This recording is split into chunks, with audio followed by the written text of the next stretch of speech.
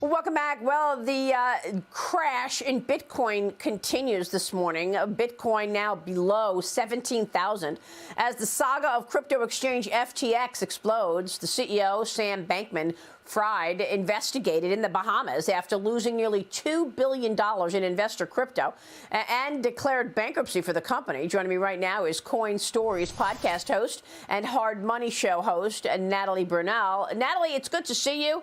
I got to get your take first on FTX and the reaction to Bitcoin's massive sell-off. Good morning, Maria. Thanks for having me. Well, it's unfortunate but not surprising that Bitcoin is drawing down because it was cross-collateral with a lot of these printed out of thin air crypto tokens. And really the lesson learned here is one about trust and counterparty risk. And I think a lot of people in the crypto world are learning a painful lesson about why Bitcoin was designed and why there's really no substitute. And Bitcoin was designed because we have a system of money that's built on trust, and that trust is constantly broken. It's been broken by governments that print money, debase the currency, and steal our savings through inflation.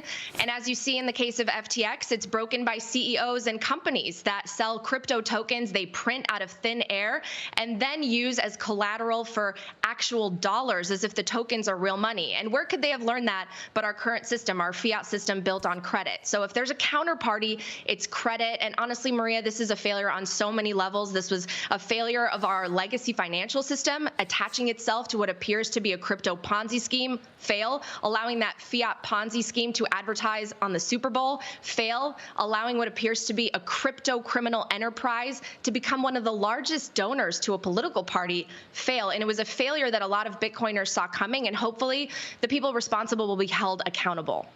So, I mean, is this a nearly $500 million hack? Take us back to this disaster from the beginning of FTX.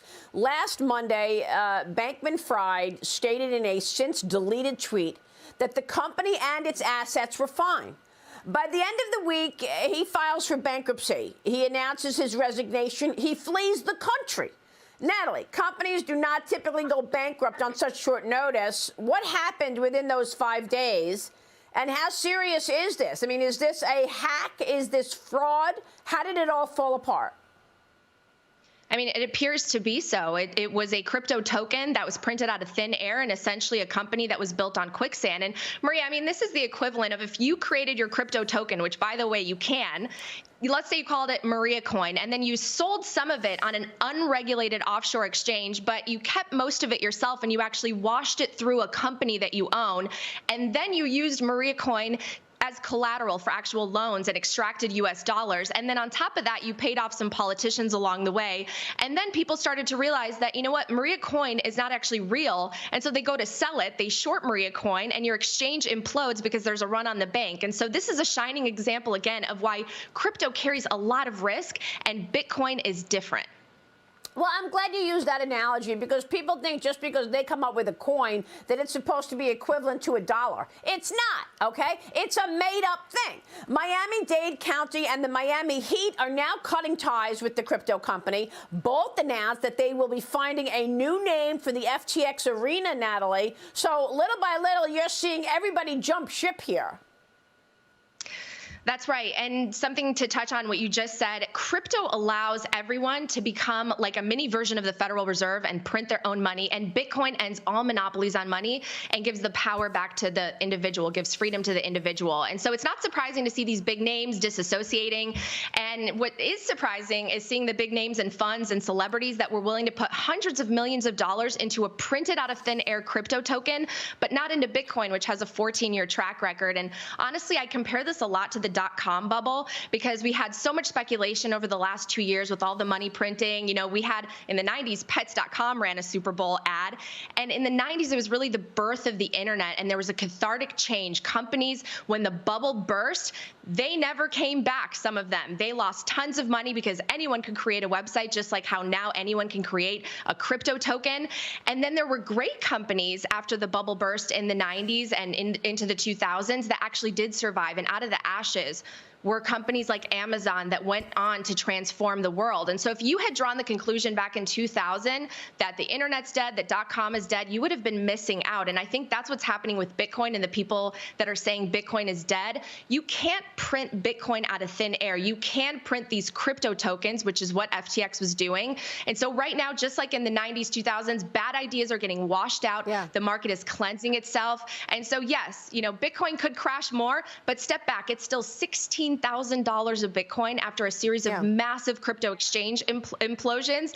And for those of us that really have studied it, I think we know that Bitcoin will empower money over IP and give financial freedom and property rights to billions of people.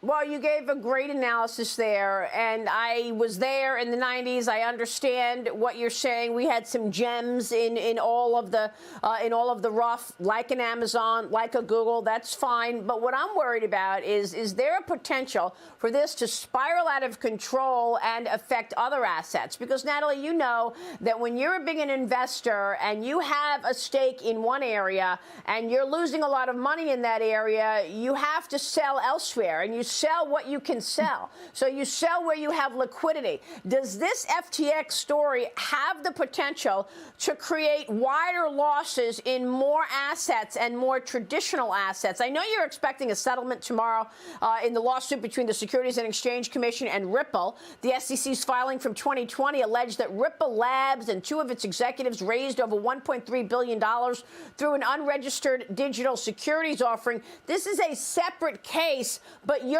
thoughts on whether any of this has the potential to take down other markets like the stock market? Absolutely, Maria. Well, it goes to your first point. When contagion happens, it's because everything is cross-collateralized and the system at large based on credit is so fragile. So we do see Bitcoin drawing down, and we can see other assets drawing down as people liquidate in order to cover cover their margins and their shorts. And so I think what's important to know about the SEC and Ripple, and it'll be interesting to see what the verdict will be, is that the SEC charged Ripple with violating securities law and argues that it passes the Howey test. It says that it's a common enterprise, an investment contract, and a common enterprise. And the big thing I want people to remember, no matter what happens tomorrow, is right now you can go to Twitter or Google and you can find Ripple's CEO. And Ripple is the largest holder of its own token. Sound familiar? So if there's a CEO, if there's a company, if there's a pre-mine, a foundation, an ICO, it's not Bitcoin. And be careful trusting your life savings to a CEO. Wow. All right. Good point. Natalie, it's great to see you. Please come back soon. Love your analysis. Natalie Brunell joining us this morning on All That Is Crypto.